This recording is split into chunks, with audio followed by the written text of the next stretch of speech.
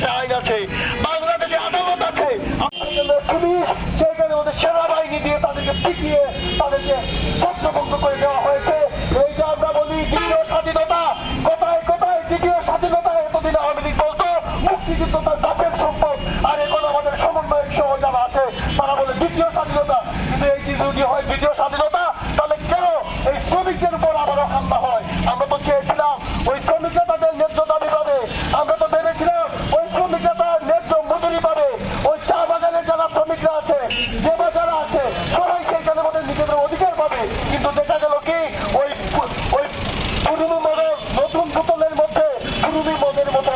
সংগ্রামী বন্ধুগণ, এই যে একটা ব্যবস্থা, এই ব্যবস্থার পরিবর্তন না ছাড়া কোনো মানুষের মুক্তি নাই।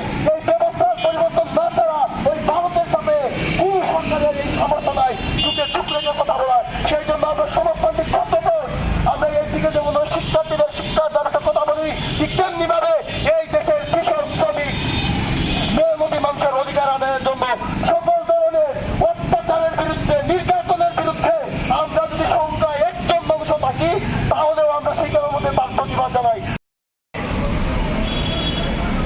আজকে বাংলাদেশ চা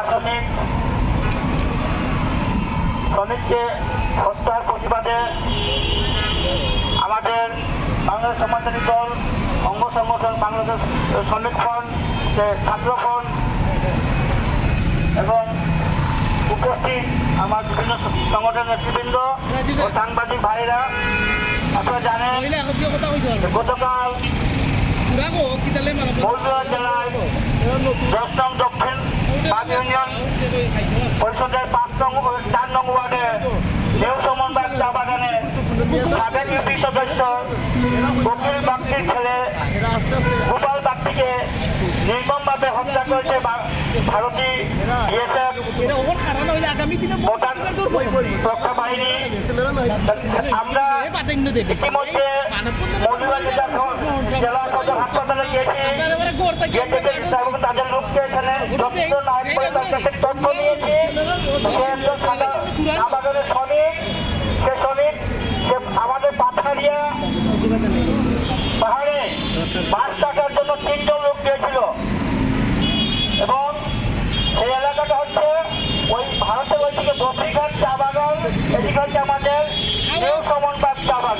আমাদের এই প্রতিবাদী সমাবেশে আপনাদের সাথে বক্তব্য রাখবেন জুলাই 24 আকাঙ্ক্ষা বাস্তবায়ন সংগ্রাম কমিটির সদস্য সচিব আবু তালেব।